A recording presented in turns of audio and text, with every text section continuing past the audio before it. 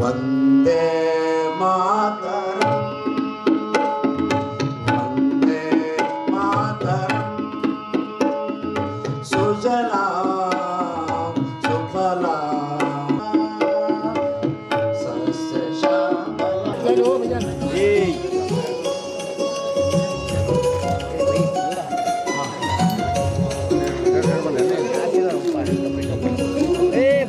ಅದೇ ರೀತಿಯಾಗಿ ಅದರ ಜೊತೆ ಕೂಡ ಇವತ್ತು ಕಾಂಗ್ರೆಸ್ ಸೇವಾದಳ ವತಿಯಲ್ಲಿ ಕೂಡ ನಮ್ಮ ಸತೀಶ್ ಠಾಕೂರ್ ಮತ್ತು ಪೂಜಾರಿ ಅವರು ಕೂಡ ಸನ್ಮಾನವನ್ನು ಮಾಡಬೇಕಂತ ಹೇಳಿ ಕೇಳ್ಕೊತಾ ಇದ್ದೀನಿ.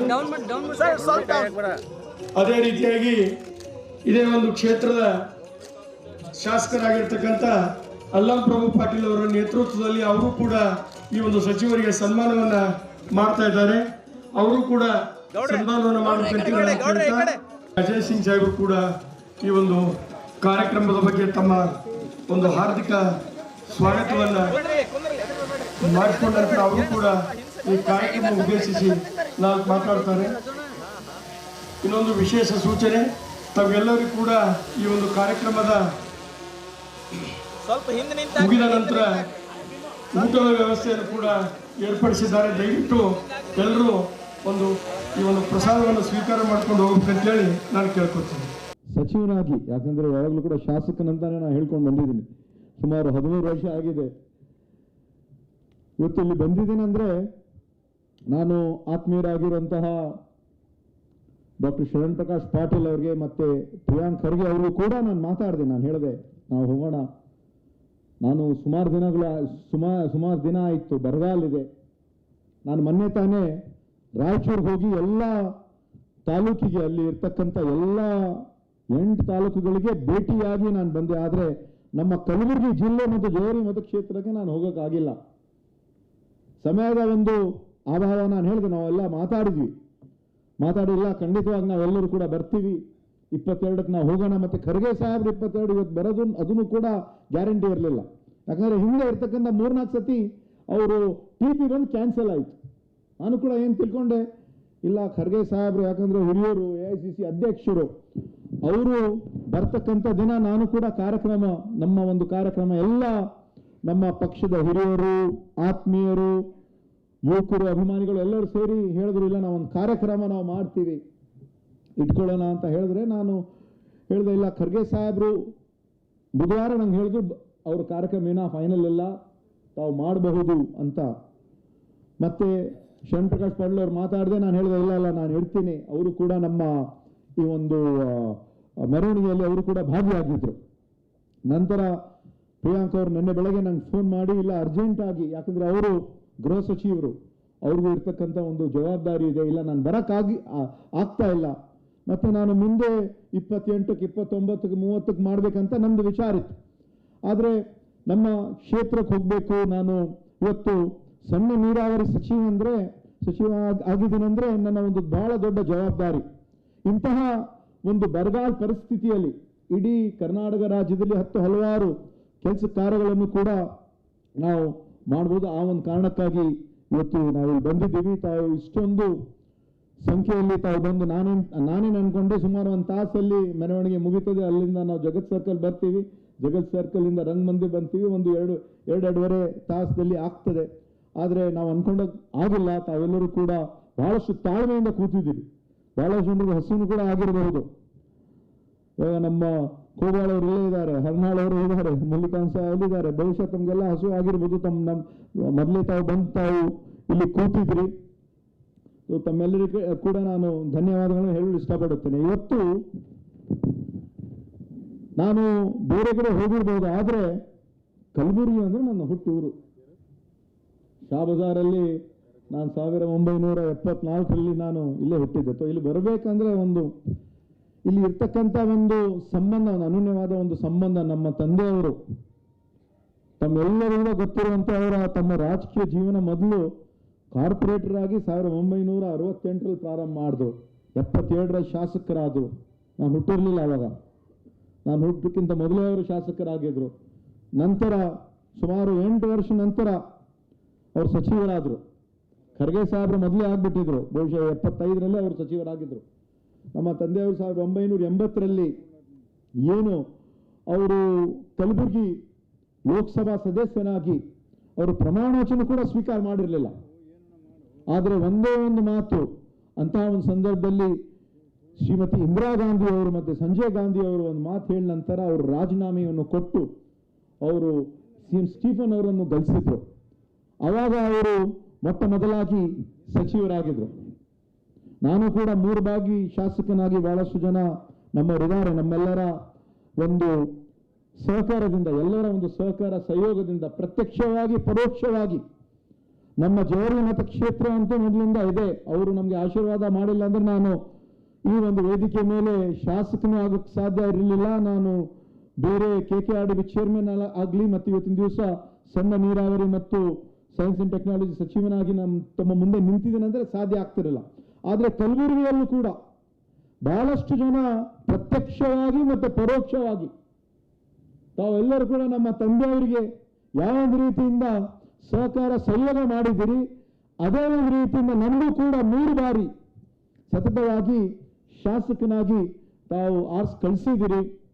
ನಾಳೆನೂ ಕೂಡ ನಾನು ಜೇವರ್ಗಿಗೆ ನಮ್ಮ ಮತಕ್ಷೇತ್ರಕ್ಕೆ ನಾನು ಮೊದಲ ಬಾರಿಗೆ ಸಚಿವನಾದ ನಂತರ ನಾನು ಹೋಗ್ತಾ ಇದ್ದೀನಿ. ಈಗಾಗಲೇ ಅಲ್ಲಂಪ್ರಭು ಪಾಟೀಲ್ ಅವರು ಹೇಳಿದ್ರು, ನಾನು ದೆಹಲಿಯ ವಿಶೇಷ ಪ್ರತಿನಿಧಿಯಾಗಿ ಕ್ಯಾಬಿನೆಟ್ ರ್ಯಾಂಕ್ ಇಂತು, ಮತ್ತೆ ನಾವು ವಿರೋಧ ಪಕ್ಷದಲ್ಲಿ ಇರ್ತಕ್ಕಂಥ ಸಂದರ್ಭದಲ್ಲಿ ಅವಾಗಲೂ ಕೂಡ ಮುಖ್ಯ ಸಚೇತಕನಾಗಿ, ಅವಾಗ ಸನ್ಮಾನ್ಯ ಸಿದ್ದರಾಮಯ್ಯ ಅವರು ವಿರೋಧ ಪಕ್ಷದ ನಾಯಕರಿದ್ರು, ಆವಾಗ ನಾನು ಮುಖ್ಯ ಸಚೇತಕನಾಗಿ ಸುಮಾರು 4 ವರ್ಷ ಪಕ್ಷಕ್ಕಾಗಿ ನಾವೆಲ್ಲರೂ ಸೇರಿ ನಾವು ಕೆಲಸ ಮಾಡಿದ್ದೀವಿ. ಅವಾಗಲೂ ಕೂಡ ಕ್ಯಾಬಿನೆಟ್ ರ್ಯಾಂಕ್ ಇತ್ತು. 2023 ಸ್ಟಾರ್ಟಿಂಗಲ್ಲಿ ಹಾಗೇ ಬಿಡ್ತೀವಿ ಅಂತ ಅನ್ಕೊಂಡ್ವಿ. ಎಲ್ಲ ಹಂಗೆ ಏನಾದರೂ ಒಂದು ಇದ್ದೇ ಇರ್ತದಲ್ಲ, ಹಾಗೇ ಬಿಡ್ತೀವಿ ಅಂತ ಏನು 27ನೇ ತಾರೀಕಿಗೆ ಪ್ರಮಾಣ ವಚನ ಸ್ವೀಕಾರ ಮಾಡಬೇಕಾಗಿತ್ತು. 26ನೇ ತಾರೀಕು ಸಾಯಂಕಾಲ ತನಕ ಹೆಸರಿತ್ತು. ಆದರೆ ಬಹಳ ಒತ್ತಡ ಇರ್ತದೆ. ಇದ್ದಿದ್ದೇ 15% ಕ್ಯಾಪ್ ಇರ್ತದೆ. 34 ಜನಕ್ಕೆ ತಾವು ಮಾಡಬಹುದು, 35 ಮಾಡಕ್ಕೆ ಸಾಧ್ಯ ಇಲ್ಲ. ಅವಾಗ ಕೂಡ ತಪ್ಪು ಮತ್ತೆ ಎಲ್ಲರ ಒಂದು ಸಹಕಾರ ಸಹಯೋಗ ಆಶೀರ್ವಾದದಿಂದ ಕಲ್ಯಾಣ ಕರ್ನಾಟಕ ಅಭಿವೃದ್ಧಿ ಮಂಡಳಿಯ ಅಧ್ಯಕ್ಷನಾಗೂ ಕೂಡ ನಾನು ಕೆಲಸ ಮಾಡ್ತಕ್ಕಂಥ ಒಂದು ಅವಕಾಶ ನನಗೆ ಸಿಕ್ಕಿತು. ಆದರೆ ಯಾವಾಗಲೂ ಕೂಡ ಕ್ಯಾಬಿನೆಟ್ ರ್ಯಾಂಕ್ ಸಚಿವರಂತ ಹೇಳ್ತಾ ಇದ್ರು. ಈಗ ಇವತ್ತು ತಮ್ಮೆಲ್ಲರ ಒಂದು ಸಹಕಾರ ಸಹಯೋಗದಿಂದ ನಾನು ಕ್ಯಾಬಿನೆಟ್ ಸಚಿವನಾಗಿ ಮೊಟ್ಟ ಮೊದಲ ಬಾರಿಗೆ ನಾನು ಕಲಬುರಗಿಗೆ ಬಂದಿದ್ದೇನೆ ಅಂದರೆ ತಮ್ಮೆಲ್ಲರಿಗೆ ನಾನು ಧನ್ಯವಾದಗಳನ್ನು ಹೇಳಲು ಇಷ್ಟಪಡುತ್ತೇನೆ. ತಾವೆಲ್ಲರೂ ಕೇಳಿದಾರಲ್ಲ, इतनी शिद्दत से जो मैंने तुमको पाने की कोशिश की है कि हर जर्रे ने तुमको मुझसे मिलाने की साजिश की है.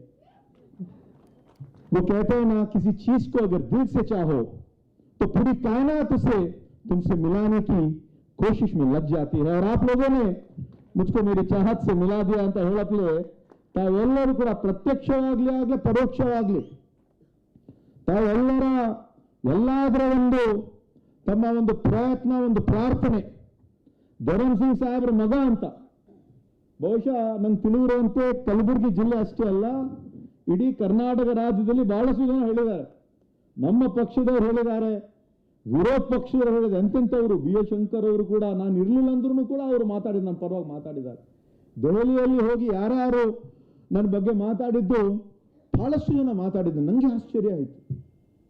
ನಮ್ಮ ಪಕ್ಷದವ್ರು ಮಾತಾಡಿದ್ದಾರೆ, ಹಿರಿಯರು ಮಾತಾಡಿದ್ದಾರೆ, ಯುವಕರು ಮಾತಾಡಿದ್ದಾರೆ, ವಿರೋಧ ಪಕ್ಷದವರು ಮಾತಾಡಿದ್ದಾರೆ, ಅಧಿವೇಶನದಲ್ಲೂ ಹೇಳಿದ್ದಾರೆ. ಇಲ್ಲ, ನಿಮಗೆ ಒಂದು ಅವಕಾಶ ಸಿಗಬೇಕು ಅಂತ ಅವ್ರು ಹೇಳಿದ್ದಾರೆ. ಬಹುಶಃ ತಮ್ಮೆಲ್ಲರ ಒಂದು ಪ್ರಾರ್ಥನೆಯಿಂದ ಯಾವಾಗಲೂ ನಮ್ಮ ಮಾನ್ಯ ಮುಖ್ಯಮಂತ್ರಿಯವರು DK ಶಿವಕುಮಾರ್ ಅವರು ಹೇಳ್ತಾರೆ, ಪ್ರಯತ್ನ ಜೊತೆ ಪ್ರಾರ್ಥನೆ ಕೂಡ ಇರಬೇಕು ಅಂತ.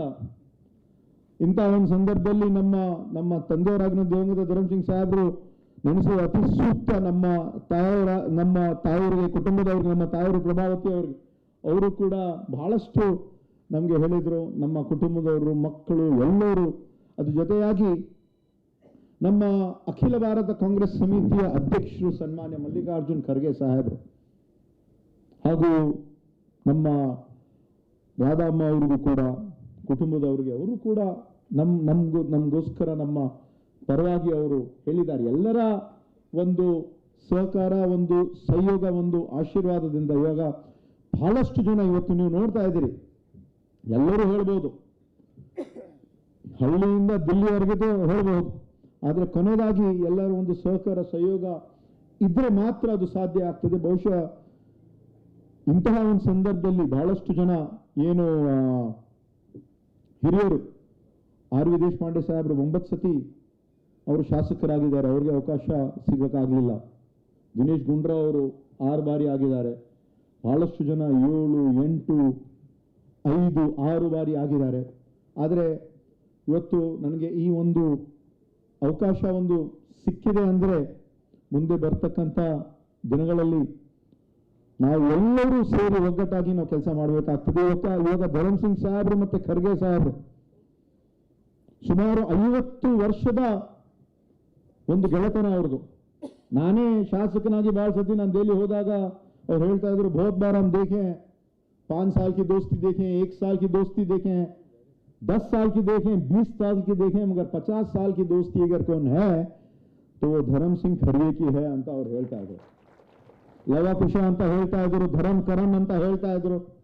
ಇವತ್ತಿನ ಭಾಷೆಯಲ್ಲಿ ನಾವು ನೋಡಿದ್ರೆ ಜೋಡತ್ ಅಂತ ಹೇಳ್ತಾ ಇದ್ರು. ಆದ್ರೂ ಕೂಡ ಅವರಲ್ಲಿ ಇರ್ತಕ್ಕಂಥ ಒಂದು ಅನನ್ಯ ಇರ್ತಕ್ಕಂಥ ಒಂದು ಸಂಬಂಧ ಇವತ್ತು ನಮ್ಮ ಬೇರೆ ಬೇರೆ ಸುಮಾರು 9-10 ಜಿಲ್ಲೆಗಳಿಗೆ ಮಂತ್ರಿ ಸ್ಥಾನವೇ ಸಿಕ್ಕಿಲ್ಲ. ಆದರೆ ನಮ್ಮ ಕಲಬುರಗಿ 3 ಮಂತ್ರಿ ಸ್ಥಾನ ಸಿಕ್ಕಿದೆ ಅಂದ್ರೆ ಇವತ್ತು ಡಾಕ್ಟರ್ ಶರಣ್ ಪ್ರಕಾಶ್ ಪಾಟೀಲ್ ಅವರು ಮತ್ತೆ ಪ್ರಿಯಾಂಕ್ ಖರ್ಗೆ ಅವರು ಮತ್ತೆ ನಾನು 3 ಸಚಿವರಾಗಿ ಬಹಳಷ್ಟು ಜನ ವೇದಿಕೆ ಮೇಲೆ ಇರ್ತಕ್ಕಂಥ ಶಾಸಕರು ನನ್ಗಿಂತ ಹಿರಿಯರು ಅರ್ಹರಿದ್ದಾರೆ. ಅವರು ಕೂಡ ಮಂತ್ರಿ ಆಗಬೇಕಾಗಿತ್ತು. ನಮ್ಗಿಂತ ಹೆಚ್ಚಿನ ಒಂದು ಅನುಭವ ಕೂಡ ವೇದಿಕೆ ಮೇಲೆ ಇರ್ತಕ್ಕಂಥ ಬಹಳಷ್ಟು ಶಾಸಕರಿದೆ. ಆದರೆ ಅವರೆಲ್ಲ ಒಂದು ಸಹಕಾರ ಒಂದು ಸಹಯೋಗದಿಂದ ನಾವು ಮುಂದೆ ಕೆಲಸ ಮಾಡೋಣ. ಯಾಕಂದ್ರೆ ಅಧಿಕಾರ ಶಾಶ್ವತ ಅಲ್ಲ, ಅಧಿಕಾರ ಬರ್ತದೆ ಹೋಗ್ತದೆ. ಆದರೆ ಇಂತಹ ಒಂದು ಸಂದರ್ಭದಲ್ಲಿ ನಾವು ಜನರ ಜೊತೆ ಬೆರೆತು ಮಾಡ್ತಕ್ಕಂಥ ಕೆಲಸ ಅದು ಜನ ನೆನೆಸ್ತಾರೆ. ಬಹುಶಃ ಎಲ್ಲ ಕೆಲಸ ಎಲ್ಲರಿಗೂ ಮಾಡಕ್ ಸಾಧ್ಯ ಇಲ್ಲ. ಎಲ್ಲವನ್ನು ಮಾಡಿ ಇವತ್ತು ಕಲ್ಯಾಣ ಕರ್ನಾಟಕ ಅಭಿವೃದ್ಧಿ ಮಂಡಳಿ ಅಂದ್ರೆ 5,000 ಕೋಟಿ ನೀವೇನ್ ಬೇಕಾದ್ ಮಾಡಬಹುದು ಅಂತ ಹೇಳ್ತಾ ಇದ್ದಾರೆ. ಆದ್ರೆ ನಮ್ಮಲ್ಲಿ ಇರ್ತಕ್ಕಂಥ ಎಷ್ಟು ಕೆಲವು ಪಾಸಿಟಿವ್ ಮತ್ತೆ ನೆಗೆಟಿವ್ನು ಇರ್ತದೆ. ಯಾವ ಒಂದು ಅನುದಾನ ಎಲ್ಲಿ ಬಳಸ್ಬೋದು, ಹೆಂಗ್ ಬಳಸ್ಬೋದು ಅಂತ ನಾನು ದೆಹಲಿಯಲ್ಲಿ ಹೋದ್ಲಾಗೂ ಕೂಡ ಬಹಳಷ್ಟು ಜನ ನಮ್ಮ ನಾಯಕರು Venugopal ಅವರಾಗ್ಲಿ Surjewala ಅವರಾಗ್ಲಿ, you are more powerful than more than 15 to 16 ministers. Why do you want to become a minister when you are already the chairman of a very powerful board? I said, sir, I am definitely the chairman of a powerful board. I agree to it. But more than money or anything, what I require is respect. Correct? ಇವಾಗ ಅನುದಾನ ಇರಬಹುದು, ನನಗೆ ನೀವು ನಾನು ಒಬ್ಬ ಮಾಜಿ ಮುಖ್ಯಮಂತ್ರಿ ಮಗನಾಗಿ ಇದ್ದೀನಿ. ನನಗೂ ಕೂಡ ಮಂತ್ರಿ ಮಾಡ್ರಿ, ವಿದೌಟ್ ಪೋರ್ಟ್ಫೋಲಿಯೋ ಮಾಡ್ರಿ, ನೋ ಪ್ರಾಬ್ಲಮ್. ವಿದೌಟ್ ಪೋರ್ಟ್ಫೋಲಿಯೋ ನಂಗೆ ಮಂತ್ರಿ ಮಾಡ್ರಿ. ಇದು ನೀವು ಹೇಳ್ತಾ ಇದ್ದೀರಿ ಕಲ್ಯಾಣ ಕರ್ನಾಟಕ ಅಭಿವೃದ್ಧಿ ಮಂಡಳಿ ಇದೆ, ಬಹಳಷ್ಟು ಇಲಾಖೆಯಲ್ಲಿ ಹಣನೇ ಇಲ್ಲ, ದುಡ್ಡೇ ಇಲ್ಲ.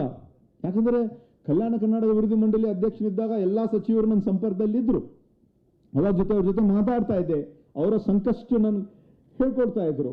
ಆದರೆ ಎಲ್ಲರ ಜೊತೆ ಮಾತಾಡಿ ನಾವು ಮಾಡ್ತಕ್ಕಂಥ ಇವತ್ತು ಕಲ್ಯಾಣ ಕರ್ನಾಟಕ ಅಭಿವೃದ್ಧಿ ಮಂಡಳಿ ವತಿಯಿಂದ ಒಂದೊಂದು ಸಿಕ್ಕಿರುವಂಥ ಸಮಯದಲ್ಲಿ ಅದು ಅಕ್ಷರ ಆವಿಷ್ಕಾರ ಆಗಿರ್ಬೋದು, ಆರೋಗ್ಯ ಆವಿಷ್ಕಾರ ಆಗಿರ್ಬೋದು, ಉದ್ಯೋಗ ಆವಿಷ್ಕಾರ ಆಗಿರ್ಬೋದು, ಅರಣ್ಯ ಆವಿಷ್ಕಾರ ಆಗಿರ್ಬೋದು, ಅಲ್ಪಸಂಖ್ಯಾತರ ಅಭಿವೃದ್ಧಿ ಆಗಿರ್ಬೋದು, ಹಿಂದುಳಿದ ವರ್ಗದ ಅಭಿವೃದ್ಧಿ ಆಗಿರ್ಬೋದು, ಶೋಷಿತ ವರ್ಗದ ಜನಾಂಗದ ಅಭಿವೃದ್ಧಿ ಆಗಿರ್ಬೋದು, ಇಂಡಸ್ಟ್ರಿಯಲ್ ಹಬ್ ಆಗಿರ್ಬೋದು, ಪ್ರಜಾಸೌಧ ಆಗಿರ್ಬೋದು, ಅಂತರ್ಜಲ ಅಭಿವೃದ್ಧಿ ಆಗಿರ್ಬೋದು, 10 ಹಲವಾರು ನಾನು ತಿಳಿದಿರುವಂತೆ ನಾನು ತಿಳಿದಿರುವಂತೆ ನನ್ನ ಪ್ರಯತ್ನ ಆದಷ್ಟು ನಮ್ಮ ಕಲ್ಯಾಣ ಕರ್ನಾಟಕ ಅಭಿವೃದ್ಧಿ ಮಂಡಳಿ ಇಲ್ಲಿ ಇರ್ತಕ್ಕಂಥ 7 ಜಿಲ್ಲೆ 41 ಕ್ಷೇತ್ರಕ್ಕೆ ಒಂದು ಪ್ರಯತ್ನವನ್ನು ನಾನು ಮಾಡಿದ್ದೀನಿ. ಇವತ್ತು ನಾನು ಮುಂದೆ ಬರ್ತಕ್ಕಂಥ ದಿನಗಳಲ್ಲಿ ಇವತ್ತು ಈ ಒಂದು ಸಣ್ಣ ನೀರಾವರಿ ಇಲಾಖೆ ಹಾಗೂ ಸೈನ್ಸ್ ಅಂಡ್ ಟೆಕ್ನಾಲಜಿ, ವಿಜ್ಞಾನ ಮತ್ತು ತಂತ್ರಜ್ಞಾನ ಒಂದು ಇಲಾಖೆಯಲ್ಲಿ ಏನೇನು ನಾವು ಮಾಡಬಹುದು ನಮ್ಮ ಭಾಗದ ನಮ್ಮ ರೈತರಿಗೆ.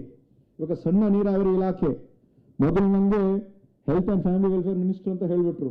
2 ದಿವಸ ನಾನು health and family welfare minister ಆಗಿಬಿಟ್ಟಿದೆ ಇಲಾಖೆ ಇದಕ್ಕಿಂತ ಮೊದಲು. ಮತ್ತೆ 1-2 ದಿವಸ ಅರಣ್ಯದಿಂದ ಬಂತು. 3 ಗಂಟೆ ತನಕ ಅರಣ್ಯ ಮತ್ತೆ ಇವಾಗ ಏನು ನಮ್ಮ ಈಶ್ವರ್ ಖಂಡ್ರೆ ಕೊಟ್ಬಿಟ್ಟಿದ್ರು, ಅರಣ್ಯ ಇಲಾಖೆ ಸಚಿವನಾಗ್ಬಿಟ್ಟಿದೆ. ಭಾಳ ಜನ ನಂಗೆ ಫೋನ್ ಮಾಡಿ India Today you are new forest minister, what you have to say ಅಂತ ನಂಗೆ ಭಾಳ ಜನ ಹೇಳಿದ್ರು.